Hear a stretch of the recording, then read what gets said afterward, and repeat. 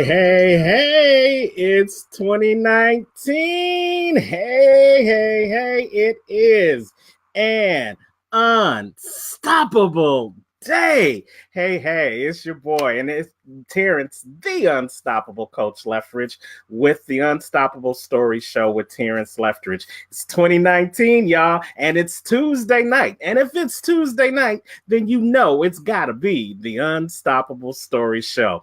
Thank you guys for joining in. Type 1 if you are watching us live.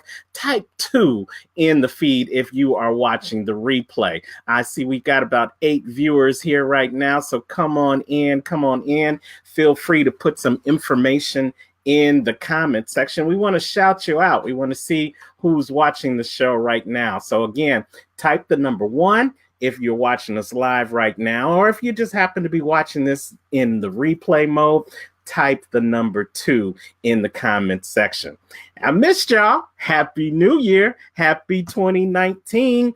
We are right smack dab in the middle of a brand new year and a brand new season with the Unstoppable Story Show. And I am so glad that you guys have decided to take a little bit of time out of your busy schedule. I know you are rocking and rolling and you're getting things back together as you begin this new year. Some of you have done the typical new resolutions. Some of you have probably 8 days in broken all those resolutions, but that's okay. The one thing about being unstoppable is that you may be slowed down, you may be stuck, but you are never stopped. So you can always get back on that horse and get started.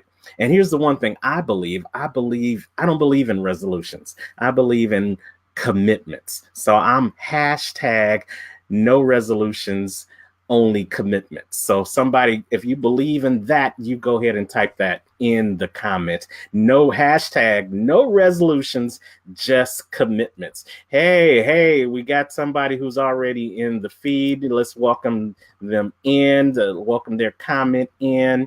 Maricela Arce, thank you. Watching from Costa Rica. Thank you so much for watching us. Come on in, put those comments in the feed. We have got a great show for you tonight. Another unstoppable story from another phenomenal person that you guys need to know. But before we do that, I just want to talk to you guys because this year I always come up with a motto or a theme or a mantra for the year. Last year, it was a time to be seen in 2018. This year, my new mantra is hashtag elevate. Yes, that is my mantra. Hashtag elevate. Somebody go ahead and put that in the feed if you don't mind doing that for me. Elevate. And the definition of elevate is to raise or uplift to a higher level or position. To raise or uplift to a higher level or position. So, my question to you for 2019, are you ready to elevate in 2019? And if you're ready to elevate in 2019, I want you to put that in the comments. Hashtag elevate. Say, I'm ready. Hashtag elevate. Looking forward to seeing your comments as we go through the show. You see, because each and every year, you have the choice to either do the same thing that you did last year and get the same result that you got last year. Or you can take the time to look at how far you have come and then decide where you want to go from there. You know, you never get to the top if you only take one step.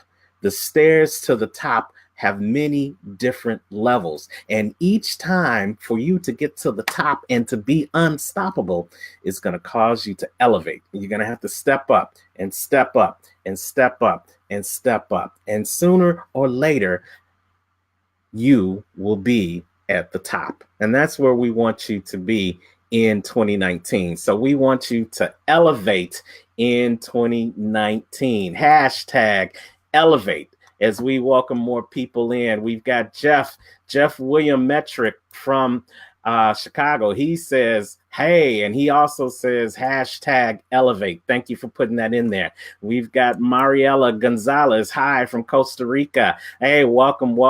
Thank you so much for joining us. I'm so glad you guys have come in to the Unstoppable Stories show, where we talk to ordinary people with unstoppable stories. And I want you guys, as you come in, I want you to make sure that you're telling us where you are joining us from. And again, if you're watching live, type the number 1. And if you're watching in replay, type the number 2. As we get into the first unstoppable story for the new year.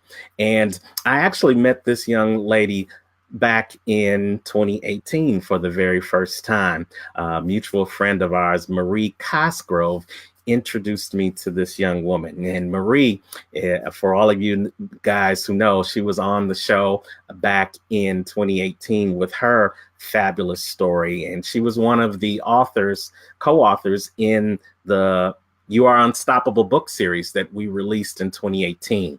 But all while we were signing up and getting things ready for the book signing that occurred last May, she was telling me, Terrence, I've got this phenomenal young lady that I just need you to meet. And I'm going to bring her to Chicago, and you're going to hear her story, and you're going to want to have her on your show. And, you know, I know Marie can be kind of high strung, and Marie is really passionate about what she does, but I didn't know who she was talking about.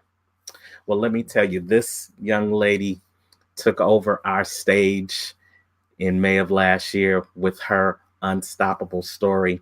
And I tell you, there wasn't a dry eye in the room after she got done talking. That's just how phenomenal she is. And that's just how amazing her story is.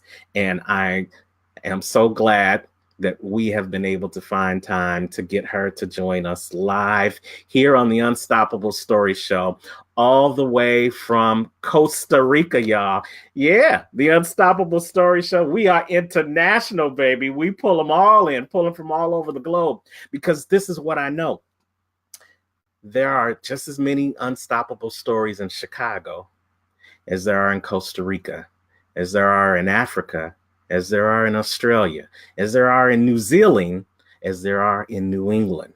So I'm not going to limit the power of anybody's unstoppable story. If you have an unstoppable story and you have a message that needs to get out to the masses, then no matter where you are, the Unstoppable Stories show wants to talk to you. and we'll talk about how you can get involved with the Unstoppable Stories later on in the broadcast. But for right now, we are not going to hold up this phenomenal story any longer. Let's welcome to the broadcast my friend, Miss Tatiana Barrantes Arce. Tatiana. Hi, Karen. Hi, how are you? I'm good. Thank you so much for the invitation. I'm super excited to be on your show. Oh, thank you. Welcome from Costa Rica. Thank you. You know what? I appreciate you. We've been trying to make this happen for quite some time now, since we first met last summer. But you had a couple of things that took place in between that took more precedence than being on this show. So I'm glad we have been able to start off the year with your unstoppable story. So let's do this. Let's jump right in. And I just want you to introduce yourself to our audience and tell them a little bit about Tatiana. Then we'll go into your story after that, okay? So introduce yourself. Hi, everyone. Thank you so much for watching. I'm super excited to see a lot of the people I invited are connected. So thank you so much for taking time. Also, a lot of people I don't know. I really hope that this story touches your life. So I just want to introduce myself first. My name is Tatiana Barrantes. I'm 27 years old, and I'm a financial analyst at a top US consulting firm. And I'm also a worship leader at my local church. And I'm super excited to be sharing my story today with you. Fantastic. So again, we had the opportunity to meet through Marie Cosgrove. So shout out to Marie. I know she said she was going to try to jump in live, but she'll definitely be watching the replay. So tell us how you came to, well, before we jump into that, everybody who's a guest on the show, I always ask them this question. So I'm going to ask you the question as well. When you think of the word unstoppable, Tatiana, what does that word mean to you? Unstoppable means to me that basically I can pull anything and everything from my past and use that to actually move forward. Instead of it keeping me back, instead of it holding me back in my life, I need to use that to move forward. And I need to use that as a ladder to, as you were saying before, elevate in life.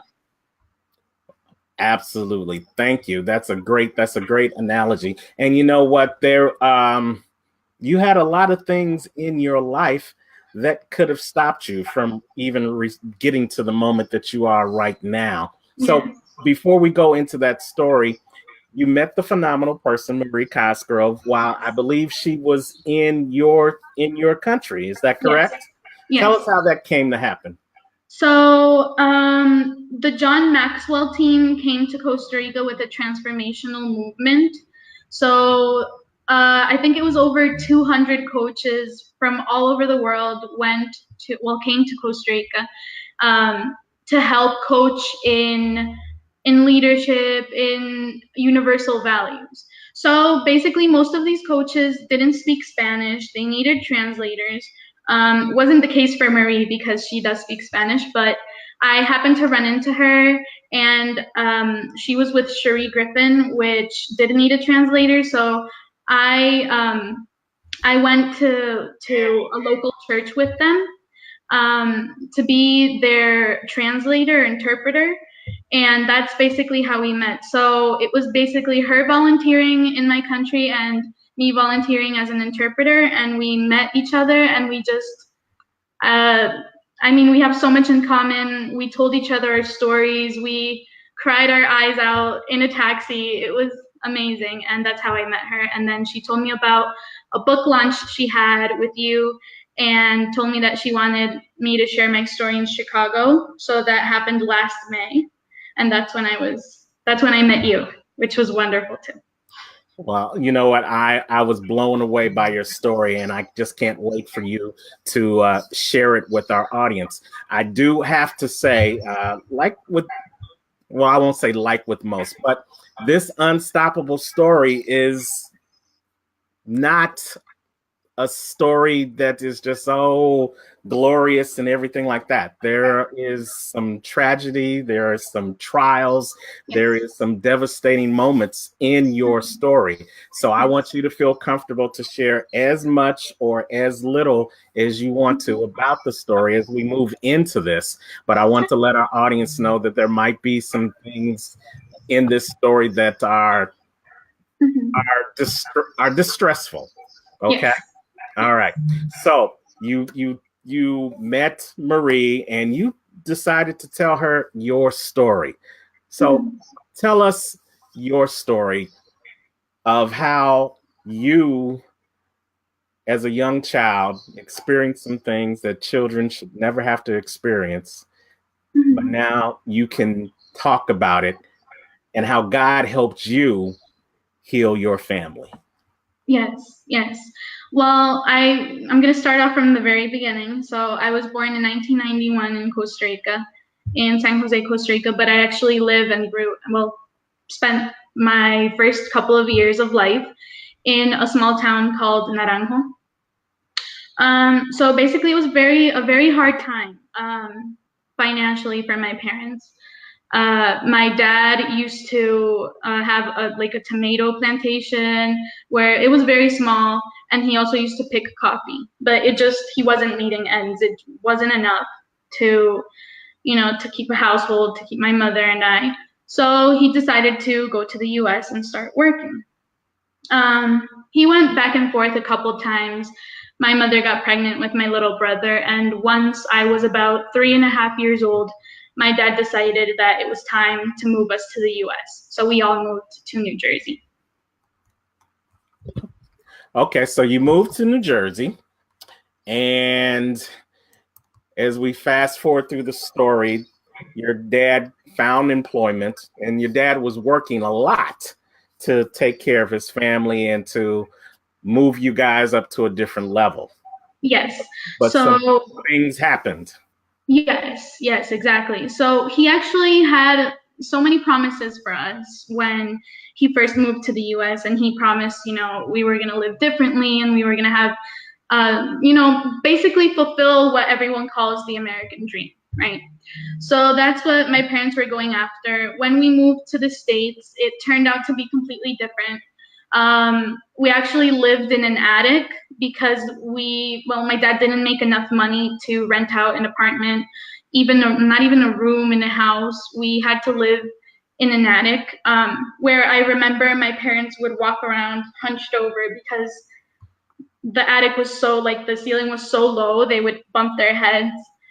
We didn't have any beds. We didn't have tableware, so my dad used to clean a BK at night, and that's basically what we would eat out of, the BK cups. We would use their plastic forks, we would use their napkins as toilet paper, just basically everything that he could get from there, and that's basically how we were living the first few months that we were there. My dad worked a lot, a lot. He did everything I can think of. He drove trucks, he cleaned, he worked as janitor, he did landscaping. He busted his butt so much working And to try to get us something different. and in the eyes of the family, he did what he had to do as a dad, right? Or as a man and someone who has a lot of contact with men and other fathers, we are inherently bred to do what we have to do to support our family. Now, Yes. add that to a whole nother level of bringing your family from one country to another country and trying to Mhm. support them and find a place to live. We have to honor him for what he attempted to do. Right. Unfortunately, that's not all of the story, right? Yeah. So, due to all the stress from the work and I guess the pressure to try to get us out from there, he started just drinking really, really heavily. So, I remember my brother and I used to sleep on a comforter. My mom would fold the comforter into 4 parts, and that's where we would sleep on the floor. My mom started getting really bad depression. My father started drinking, and it got just out of control.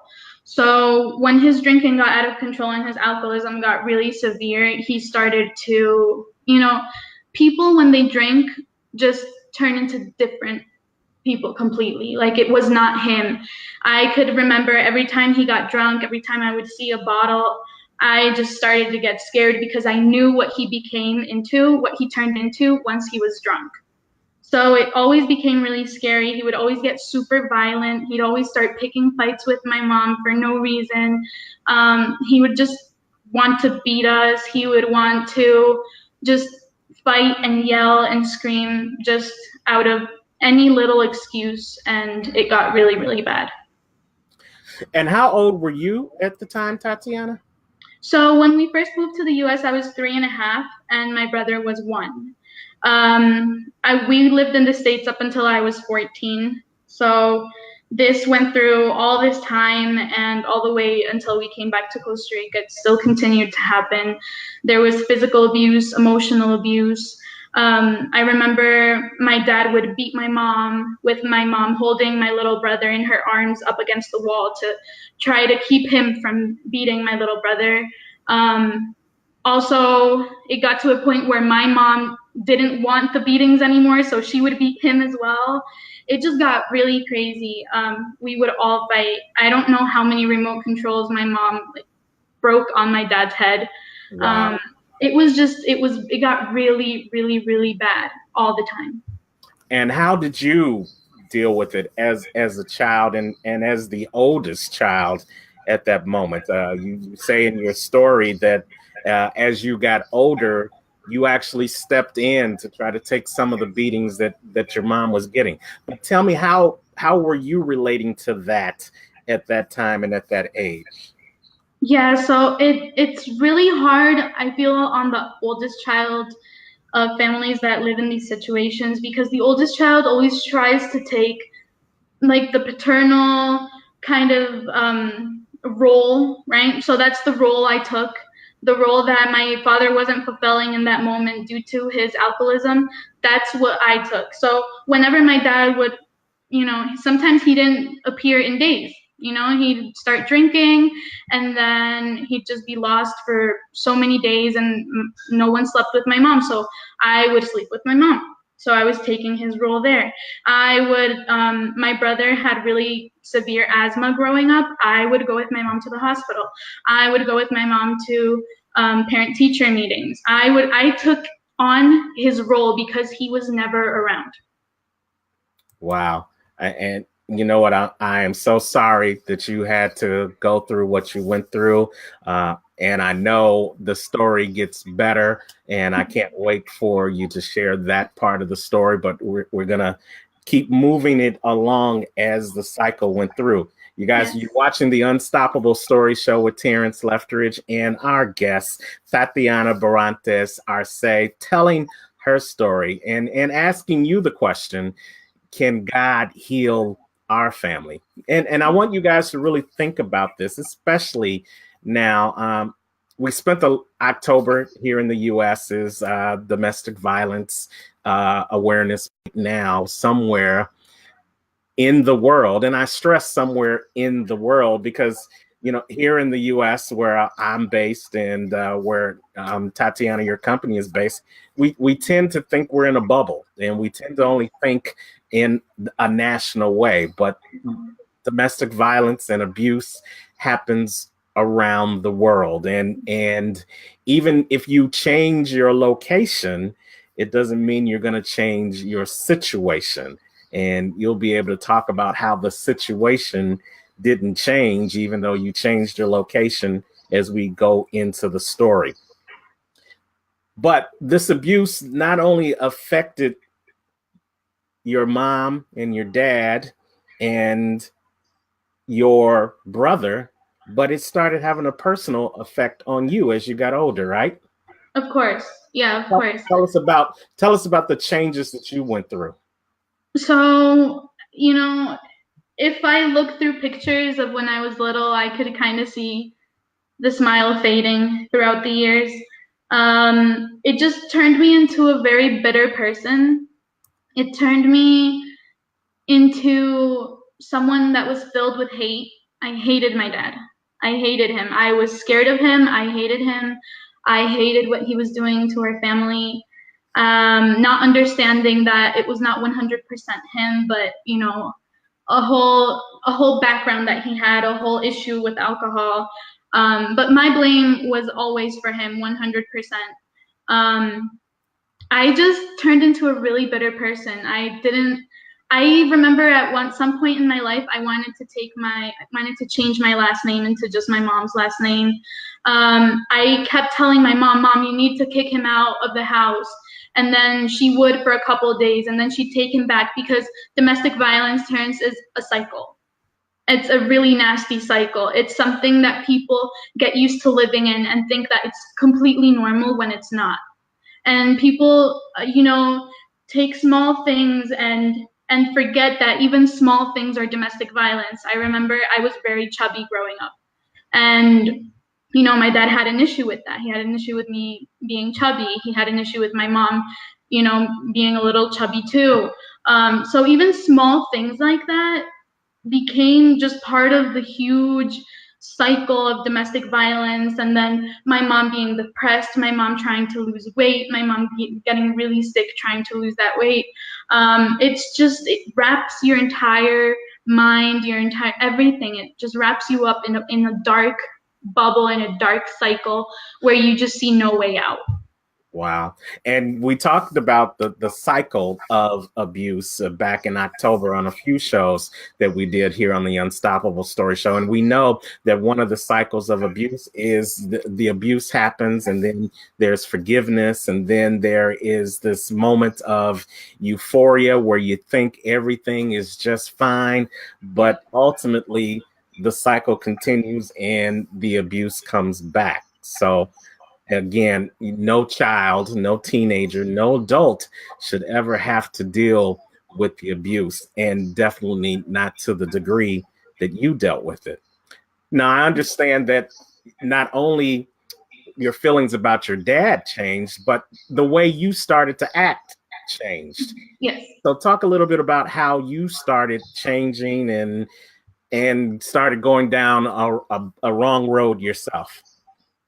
Yeah, Terrence. So I remember, me taking this role that I didn't have to take. I remember I was like 8 or 9 years old when I told my mom, I don't want any of my toys. I'm not a child anymore. I mean, can you imagine someone 8 or 9 saying, I don't want any toys?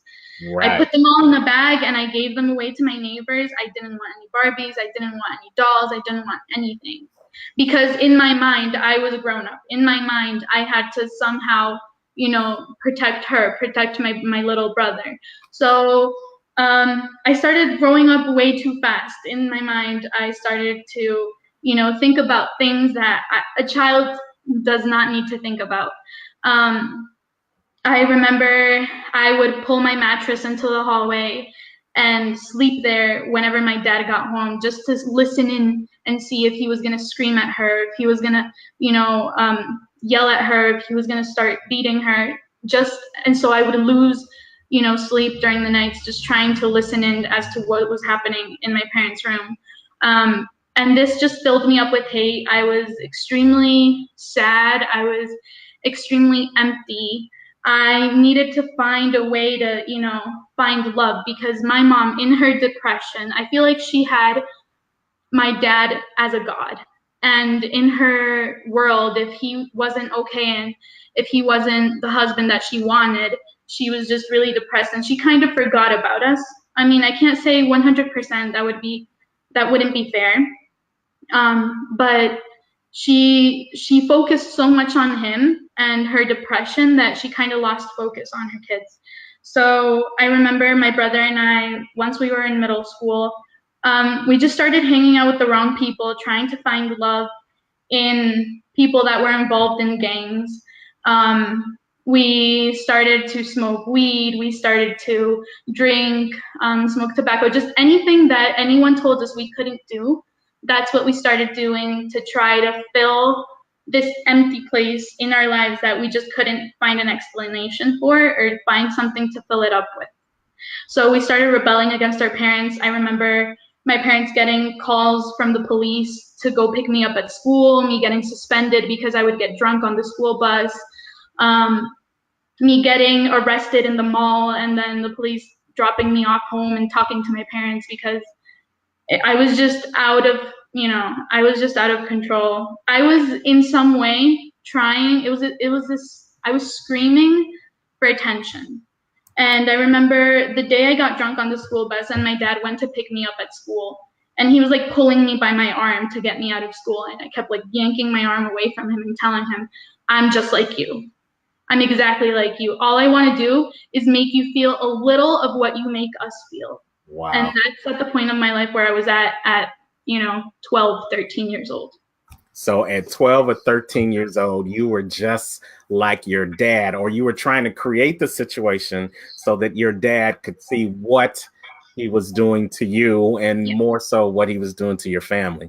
Yes. Wow. That's what my mindset was. I thought it was a way to get back at him, but I wasn't aware that I was, destroying my own life. I really didn't think about it that way. I was just thinking of, how do I get back at him? How do I make him hurt? How do I make him cry? How do I get, some of this pain that I have out of me and into him? Like, that was my only focus at that time. And that was something, that you should have never had to do. But just as I know, that God never gives you more than you can handle.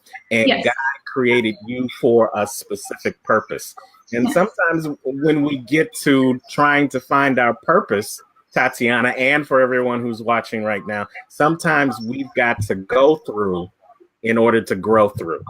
If you hadn't gone through what you went through, if your family hadn't gone through what they went through, then I guarantee you probably wouldn't be sitting here sharing this unstoppable story that had a powerful, not a powerful ending, but took on a whole new chapter, and now it's creating a whole new life for you and your family.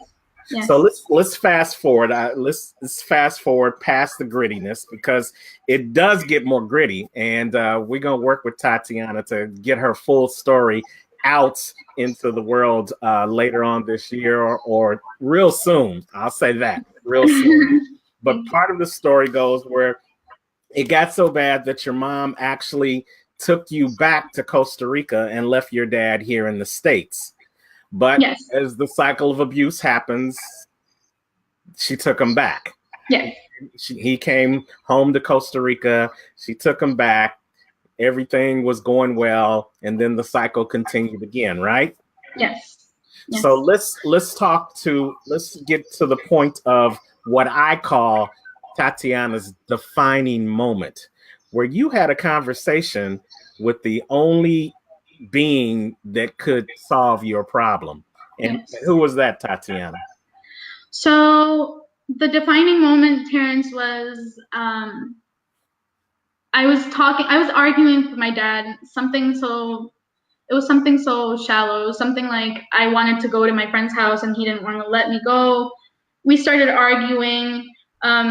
It got really heated up really fast, because if anyone's in the situation of domestic violence, I always talk about that with my mom now. There's a fine line that once you cross that line, you keep crossing it, right?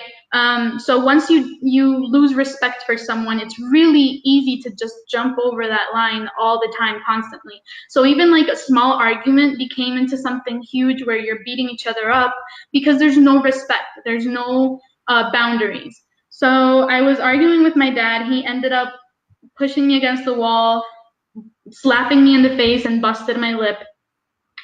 And I just remember I lost it. I lost it at that moment. He had this huge bottle sitting in front of him where he was drinking. And I took the bottle and I put it in front of him and I said, Dad, I'm done. I'm done. I'm so tired. I hate my life. I hate what we've become. And I put the bottle in front of him and I said, you need to choose. You need to make a decision right now. And I put the bottle in front of him and I said, that bottle or me. You either keep drinking and I leave the house, or you choose us. And he just stared at me. His eyes were just blank. And he took the bottle, he put it under his arm, and he left. He chose the bottle over his daughter. Yes. How did And that was my breaking point. How'd that make you feel? Terrible. I mean, I just lost it. I remember I ran up to my room. This was already in Costa Rica. This was after we moved back to Costa Rica. And my mom took my dad back. I ran upstairs to my room. I fell to my knees. And, you know, I had heard of God. I had grown up in a certain religion where I was taught that God exists and I could see him, you know, or images of him hanging from a cross. And, you know, I was kind of educated a certain way. But I never had a true relationship or a personal relationship with him. So this was really, truly the first time that I came into contact with him out of my own will, not because I was being dragged to church or anything. So I fell to my knees and I just started, I kept crying because I was already crying. I cried and I cried and I cried and I said, God, if you exist. So this was me just like, you know, daring God. I was saying, if you exist, I need you to change my dad. I need you to change him now because I can't live like this anymore. And at that moment, Terrence, it was just a revelation. I could feel God hugging me. I could feel his warmth. And in front of my eyes, I saw something that maybe I wasn't expecting to see. So all I could see was my entire life flashing before my eyes. Since I was little until I was in that moment about 17 years old. So my life starts flashing before my eyes. I see all of my mistakes. I see all of my sin. I see all of my wrongdoing. I see nothing of what he did to me or to my family. I saw my mistakes. I saw my sin. I felt so convicted in that moment as to I never turned to God in my life. Throughout all of those years, I never asked him to help me. I never turned to him in prayer. I was full of sin. I was full of lies. I was full of so many things that were keeping me from him. Right? So I can see just my life flashing through my eyes, and that to me was God saying, it's not him who has to change right now, it's you. Wow. I think you need to say that again. Somebody needs to hear that, because when you're going through your own situation, you're not going through Tatiana's situation, but when you're going through your own situation and you want to blame everybody else or everything else that's going on in your life, you have to do what, Tatiana? So it's the changes within yourself. This is, if anyone's watching and needs to listen to this, it's this. The changes within yourself. Stop expecting for your mom to change, for your dad to change, for your husband to change. The changes within you. Do what you need to do in your life for you to be a better person. And eventually, people around you will start changing. And the situations around you will start changing. I love it. You know, there's a quote that says, in order for you to change your situation, you first have to look at the way you're looking at your situation. Yes. Sometimes we continue to look at the situation as you have nothing to do with the situation instead of looking at how you are, how you act, how you become within the situation.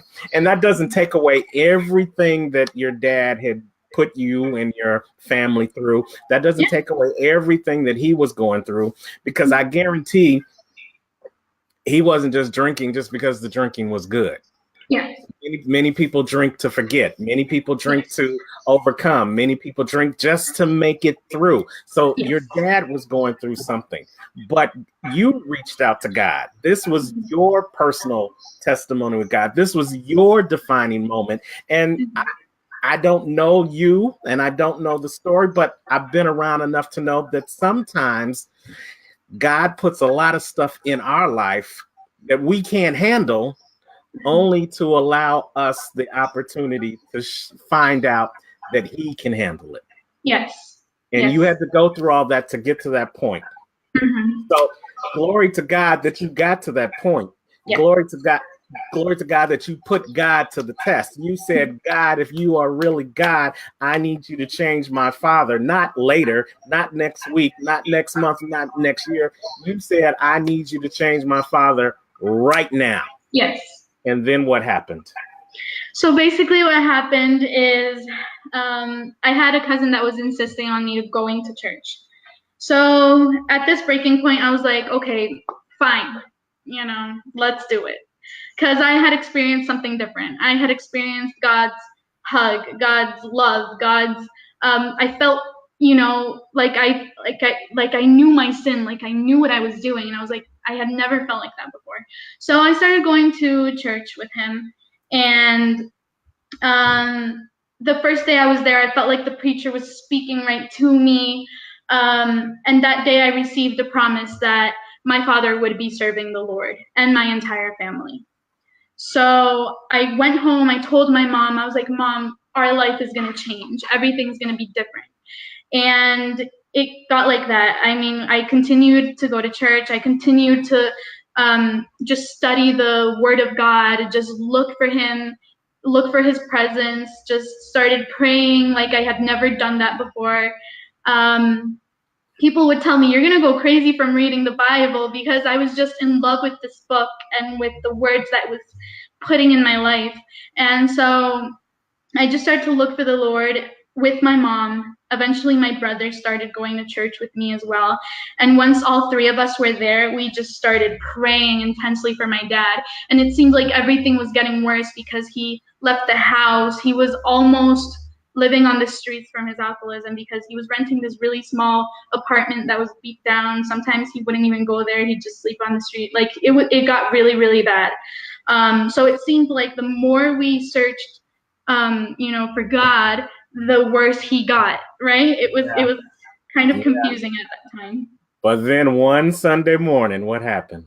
One Sunday morning, we were in church and we were in the middle of worship, and my dad walked in.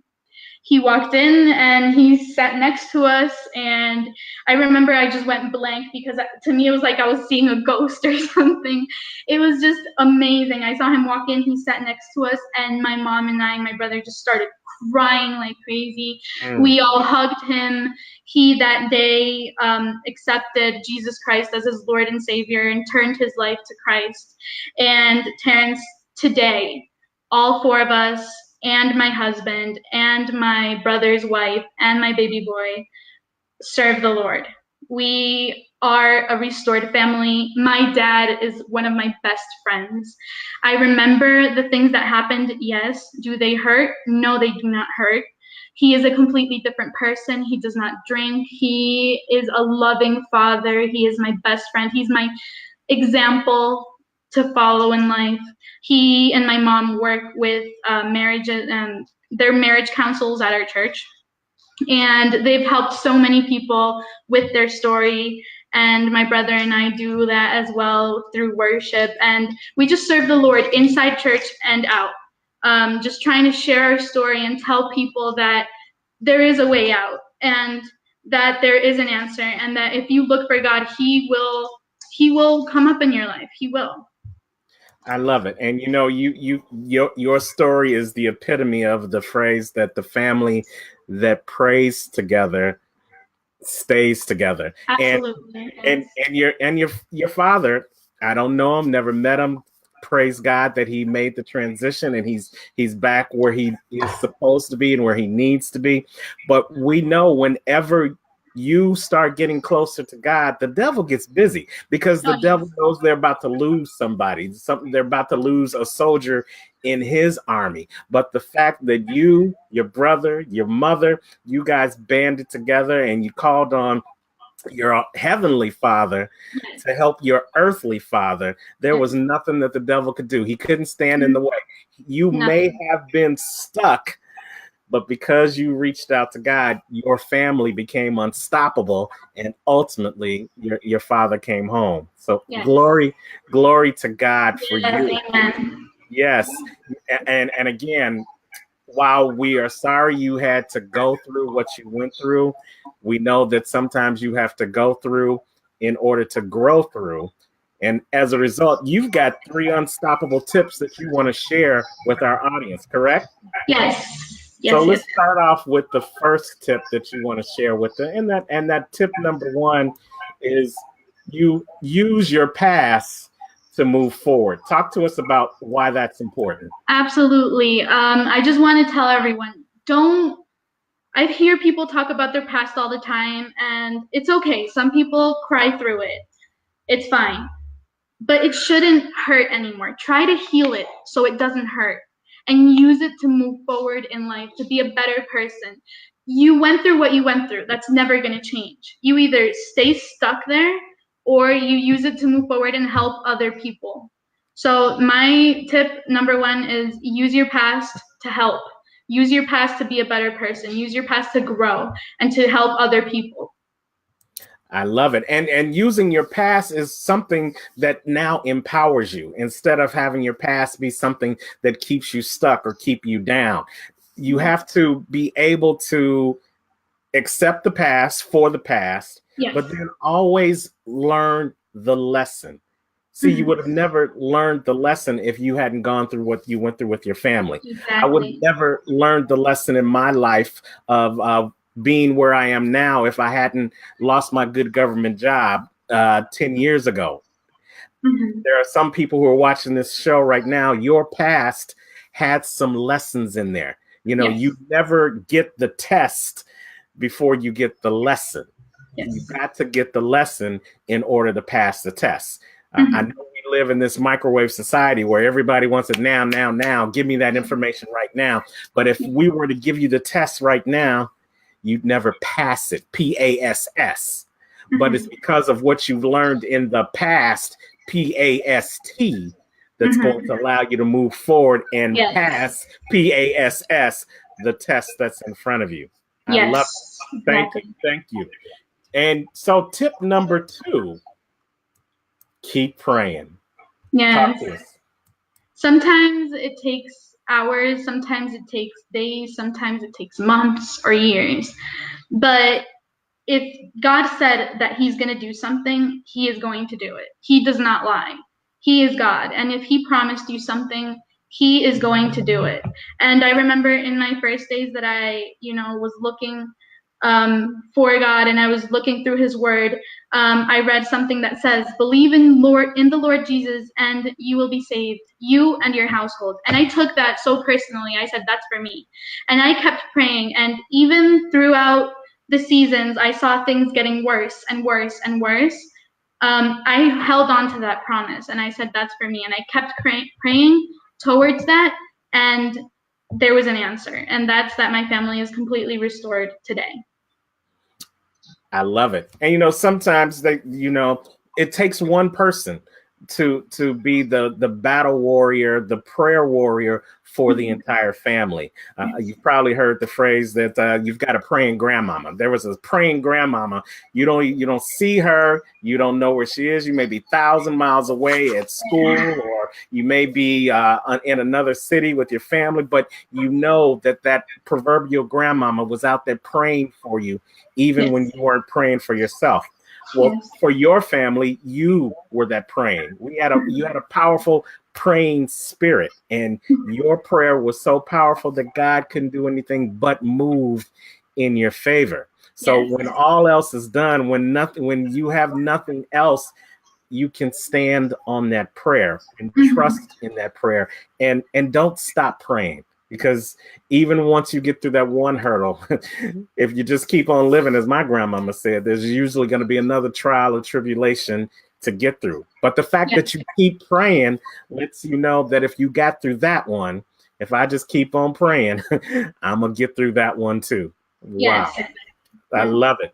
Anything else you want to share about this before we go to the next tip? No, that would be it for this one.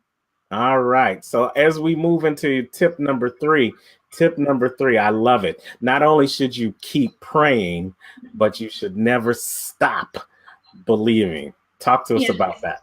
Okay, so this is a process. I would lie if I were to tell you right now that after my family was restored, we stopped having problems. Or that everything all of a sudden is picture perfect. No, we have problems. We have things that we run into. We have issues. There's things that happen within families. But if you can't forget what God did once, because once he does it one time, he can do it again and again and again and again. And I've seen God work through my family because we have not stopped believing in what he did on day one. And so it's never stop believing, no matter what you're seeing, no matter what season in your life you're going through, no matter what's happening around you, don't stop believing that God can do it again. Absolutely. And it's so easy. And I don't know if this was your case. You can expound upon that, because you had been through this cycle with your dad 3-4 times before you got back to Costa Rica. And then you got back to Costa Rica and it happened again.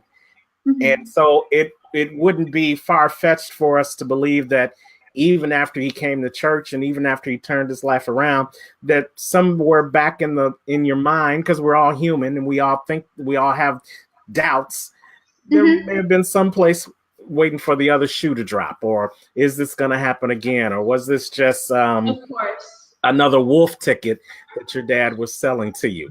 Did you ever have those thoughts after that church? Of course. I mean, it happens. We're human. It's, these type of things go through our mind.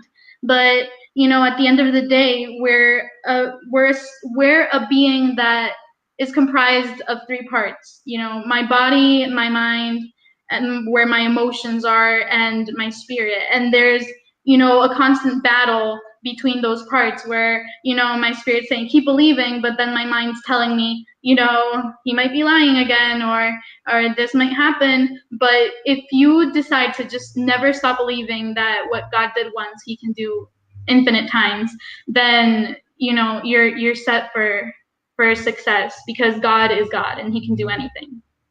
I love it. I love it. You guys, you're watching the Unstoppable Story Show with Terrence Leftridge and our guest, Tatiana Barrantes Arce. She has blessed us with this great, phenomenal story about, can God heal our family? And he definitely healed their family. Yes. And if he can do it for them, then he can definitely do it for you. Some of you have probably gone into 2019 thinking that isn't possible.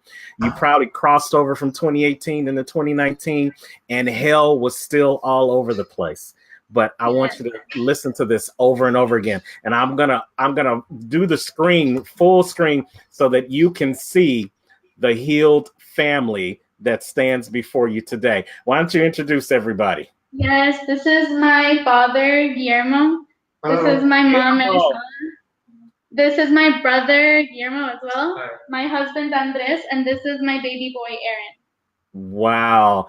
Hi to each and every one of you. Thank you for coming on camera. Thank you for allowing this beautiful lady to share your story. I know for many times we've had people come on and share the stories, and their family, they don't want it out. They don't want the secrets out. They don't want the bad things to happen. So I thank you all for your courageousness, for allowing Tatiana to tell the story, and for allowing us to see you on the other side. I tell people that, thank God we don't look like what we went through. And this picture that we're looking at right now, you definitely don't look like you went through what you went through, but thank God you went through it and you're here on the other side. You can ask them if any one of them want to share anything, or ask your dad how he feels today after going through this. Que ellos quieren saber cómo se siente usted después de haber sido restaurado al gobierno. Me siento muy bien. I feel very well. Me siento un nuevo hombre ahora. I feel like I'm a new man. Más que ahora andamos en los caminos de Jesucristo, entonces es mejor todavía. Now that we serve the Lord, our life is much better. Wow. God bless you. You've got people crying. You've got my wife crying. She's got tears going right now. Nayla Ramirez, she says, "Oh, I'm going to cry." You've got God. Diamond Queen says, God has made you stronger as a family, and not only are you unbreakable, with God staying in the mix, you guys will continue to be unstoppable. Yes, absolutely. Thank you, Guillermo. Thank you for coming on. Thank you for sharing, and thank you for coming back and being the patriarch that this family needed you to be. Thank you so much. You can share that with him. Que gracias por ser el padre que Dios lo llamó a ser en nuestra familia y gracias por compartir su historia con nosotros. Súper gracias. Muchísimas gracias de verdad a ustedes, más bien yo los estoy diciendo a todos porque eso en realidad no es fácil, no ha sido fácil, pero con Dios en nuestro corazón todo lo podemos lograr. He says thank you for sharing our story and that he's well aware that this is not easy. It's been a process, but he's very grateful for all of this and for being able to share his story. Well, you know what? It is a process, but the family is going to help you through the process, and you're going to help them through the process. And we, the extended Unstoppable Stories family, is now praying alongside you guys. So it's not just you guys praying. We're all praying for you as well. So thank you. I'm so grateful that you guys came on. I want to get some of the comments in, and then maybe you can. There was one comment that I really wanted to put on the screen and get your comments on it. It's from Jessica. She said, "It's so hard to let the pain go. My uncle is now another person. He lives for his family. Thanks that God has given him the strength he needed to give the step that changes his life. The glory be to God." Yes, that's my cousin. So again, it's not just you who stand there in the house right now. It affected the entire family, and we are so glad that you shared the testimony.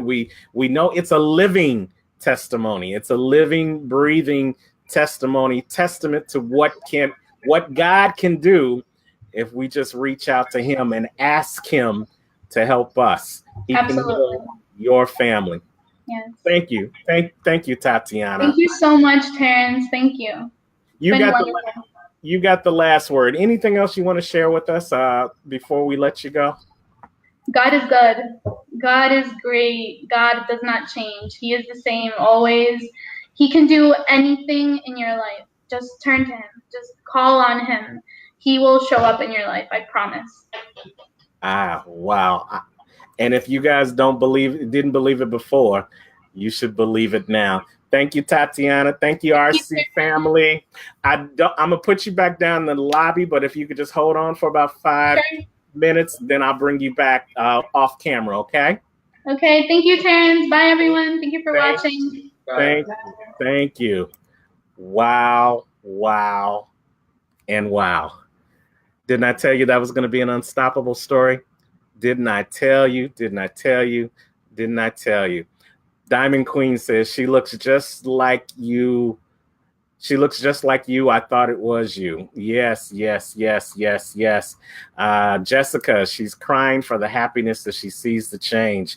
Thank you, Jessica, for tuning in. Thank you, guys. Thank you all for tuning in and seeing this 2019 edition of the Unstoppable Stories, where we talk to literally ordinary people with unstoppable stories. You know, it's like this each and every week. We find people from all over the world with unstoppable stories that will motivate you and hopefully will let you know that if they did it, you can do it too. Yes, Diamond Queen says, amen. What a testimony. What a testimony indeed. Oh, my. So you guys, just trust and believe that if you use your past to move forward, if you keep praying, and if you never stop believing, then you too can make it through, and God can heal your family. Because, you know, as I always say, because he is unstoppable, that makes us unstoppable. And why would you ever settle for less in your family, in your life, in your career, in anything? Why would you ever settle for less when you can be unstoppable? All right, before I leave, I want to just invite you guys, if you're here in the Chicagoland area, or if you are in the Northwest Indiana area, 2019, we are continuing to move forward and do some unstoppable things. And coming up on February 26th here in the Chicagoland area, we are calling all authors in the Chicagoland, Northwest Indiana area. We're calling you out for the opportunity to be a part of the Author Read Showcase here in Chicago. Now, this is started by this phenomenal woman, Tara Poetry in Motion. Tara is a poet. She is an author. She is a promoter, and she does fabulous shows. And I was a part of her author read back in December in Gary. And I said it was so phenomenal that we just needed to take this to a bigger scale and to a bigger venue. So we are looking for 10 more authors, 10 more authors, whether you're a first-time author or whether you are a seasoned author who has a message and you want to showcase it to the masses. We are inviting you out on February 26th to be a part of our Author Showcase, a collaboration between Unstoppable Coaching Services and Poetry in Motion Productions. It is the Author Showcase Chicago, and it's going to be on February 26th, and it is in collaboration with a wonderful nonprofit here in Chicago by the name of ABJ Community Services. They are partnering with us to provide the venue and to help with sponsorship so that we can have this free, you heard me say free event for the attendees, so that they can come out and really see some of our local talent, some of our local authors, and thought leaders share their information about their books. So if you want more information on how, if you are an author and you want to be a part of this showcase, you can DM me here at the Unstoppable Stories page, or you can reach out to me on my personal page and I'll get in contact with you. But it's February 26th. We only have room for 10, count it, 10 authors, and those spots are filling up fast. It is an opportunity for you to share and showcase your book. And there's also a vending opportunity for you. If you are an author that's interested in being a part of this for a small investment, then get in contact with me. If you are interested in attending it and seeing these wonderful authors, then stay tuned to the Unstoppable Stories page, where we'll be giving out information on where you can get tickets and how you can register for the free event. All right, you guys. Well, that's it. My time is up, as the clock on the wall says. So again, I appreciate you guys for all tuning in, and keep coming back each and every week for the Unstoppable Story Show, where we talk to ordinary people with unstoppable stories. And wherever you are in the world today, you know what I say. Don't just make it a great day. Make it an unstoppable day. Take care.